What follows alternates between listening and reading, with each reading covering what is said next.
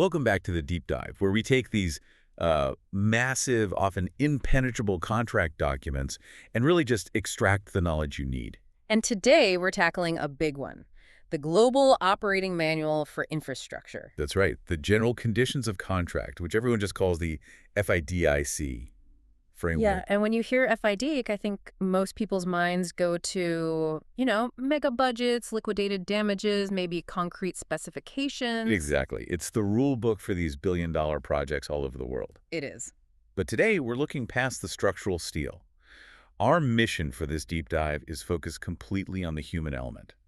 We're pulling out the essential, the non-negotiable obligations a contractor has for their people, their labor force, their managers, their safety, and the actual standard of work they have to deliver. And this is so critical because FID isn't just a financial agreement. It's a huge risk management tool. It's really a social contract. A social contract, I like that. It sets this mandatory baseline, a floor for labor rights, for safety, for competence, and it doesn't matter where the project is. So it's a global standard. A global standard. We're getting into the fine print that ensures ethical and, just as important, competent work everywhere. Okay, let's unpack that. Where do we start? I think at the very beginning, right? The sheer sweep of the contractor's duty. That's the one. When they sign this, they are basically taking on the role of a total employer. So under personnel responsibility, the contractor has to handle what? Everything. Engagement, payment. Accommodation, feeding, transport, welfare, the whole package for essentially all personnel, unless the contract specifically carves something out. It's a holistic burden. It is. And that commitment immediately flows into the rules for fair pay. Right, which goes beyond just, follow the local law. Oh, absolutely. The first duty is clear. Oh, Comply with all applicable laws. That's the baseline. but it's the second part that really prevents exploitation, isn't it? It is. The contract states that wages and conditions must not be lower than those established for that trade or industry locally. So you can't just undercut the prevailing rate for, say, a local welder or an engineer. Exactly. It stops a contractor from just importing cheaper labor to drive down the cost of local skills. But here's the really clever part. Go on. What if there are no established rates? Right. Say you're building a highly specialized dam in a region that's never had one before. There's no established dam builder wage. Precisely. In that case, the contractor has to look at the general level of wages and conditions observed locally by similar employers. So they can't just invent a low number. They have to match what, say, a local factory or another major industrial employer is paying? That's it. It stops them from exploiting a labor vacuum in a region. It forces them to be accountable to the local economic standard. It's a very high bar for social responsibility. That's a powerful mechanism. Now, speaking of keeping things stable, there's the no poaching rule. Ah, yes. Very simple, very effective. The contractor cannot recruit staff from the employer's team. And that's reciprocal, right? That's the key. Completely reciprocal. The employer and the engineer are also banned from trying to recruit anyone from the contractor's side. It's a contractual truce. So everyone just focuses on their own job. Stops the internal rating before it can even start. Okay, so we've got fair pay, we've got stability. Now we move into legal compliance. And FIDIC is incredibly strict here. It's more than just following the law. It's about actively enforcing it. The language is all relevant labor laws. And the source documents go way beyond just wages and hours. Oh, yeah. They explicitly list health, safety, welfare, and, this is the one that's often overlooked, immigration and emigration laws. That's huge. On a big international project, managing visas for thousands of workers is a massive job. This makes it a core contractual duty. It does. It means if people are found working illegally, the contractual fallout is immediate. And this standard of legality then spills right into the work schedule itself. Which brings us to working hours. The general rule is no work on local days of rest or outside the normal hours in the contract. That's the rule, but, construction is unpredictable. So there are three crucial exceptions. Okay, the first two seem straightforward. If the contract says you can, or if the engineer gives consent. Simple enough. But the third one, that's for the high-stakes moment. The emergency clause. Exactly. Work can proceed if it is, and I'm quoting here, unavoidable or necessary for the protection of life, property, or the safety of the works. So if there's a danger of collapse or a flood, you don't wait for permission. You don't wait. But, and this is key, you have to immediately issue a notice to the engineer explaining what happened and why it was necessary. Safety first, but transparency has to follow right behind. Okay, let's pivot from legal compliance to really the highest stakes of all, health and safety, the contractor's active duty of care. And this is so much more than just putting up a few safety posters. Right. Let's talk about facilities. The contractor has to provide and maintain accommodation and welfare facilities. And if that accommodation is built on the site, it has to be in the designated areas. If it's found anywhere else, even slightly off. The consequences are severe. Immediate removal. At the contractor's own risk and cost. It forces incredibly strict site planning. And this duty of care, it expands into something like a public health role. It really does. They have to take all necessary precautions. And what's fascinating is the mandatory collaboration with local health authorities. So the contract recognizes that a big project site could become a local health risk if it's not managed properly. Absolutely. Think about it. The contractor is obliged to have medical staff, first aid, a sick bay, even ambulance services available at all times. At all times, both on the site and at the accommodation camp. On a remote project, that is a massive 247 undertaking.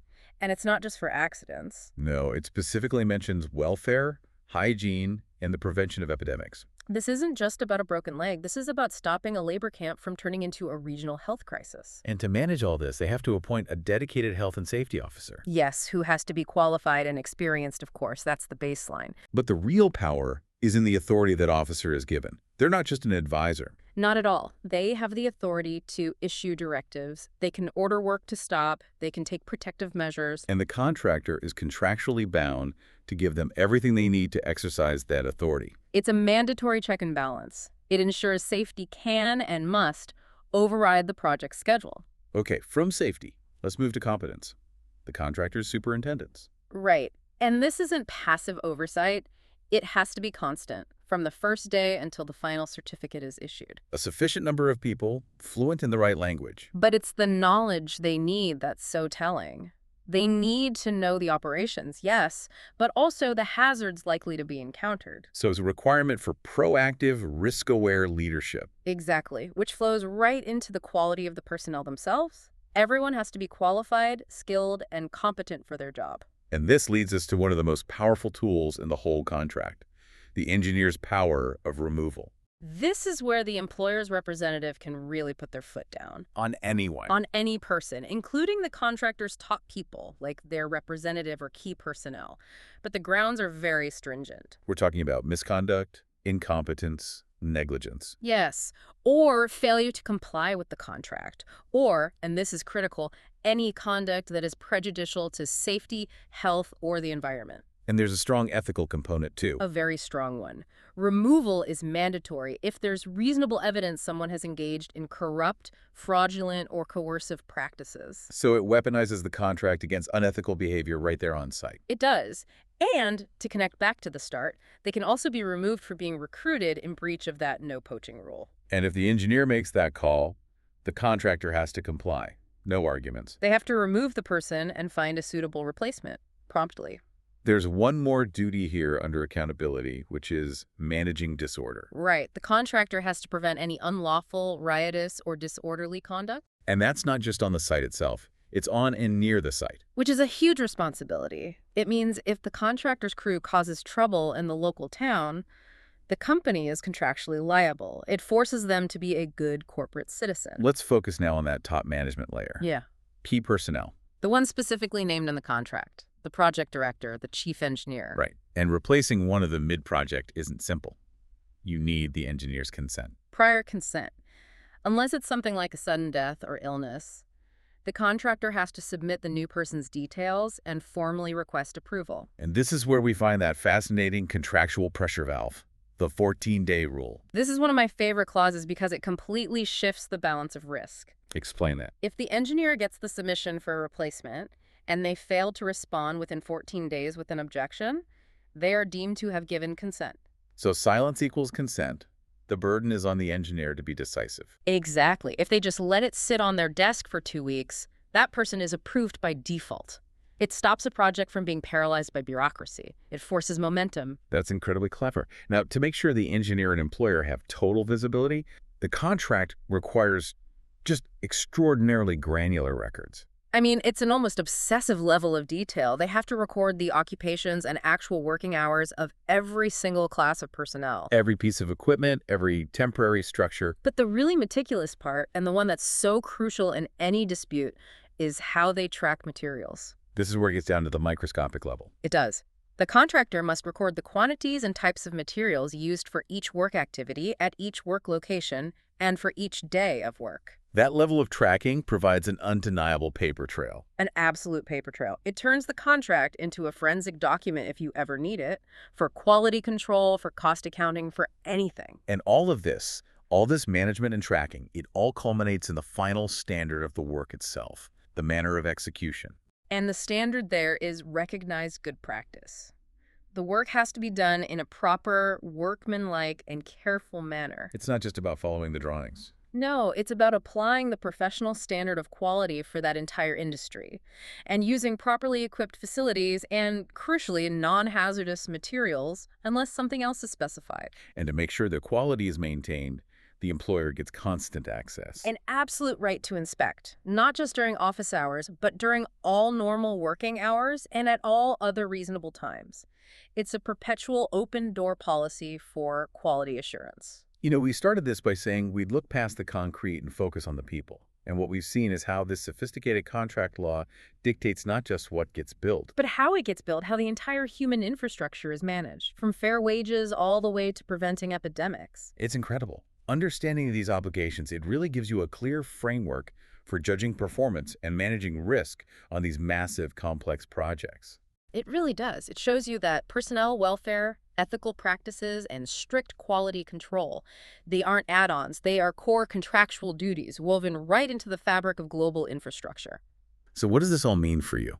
Well, think about that 14-day silence equals consent rule for replacing key personnel. Is that clause a necessary fail-safe to keep the project moving despite bureaucratic delays? Or is it a contractual lever a savvy contractor can use to force the engineer's hand on a critical staffing decision, something to mull over? It's the classic tension between project facilitation and project governance. We'll see you next time for the next deep dive.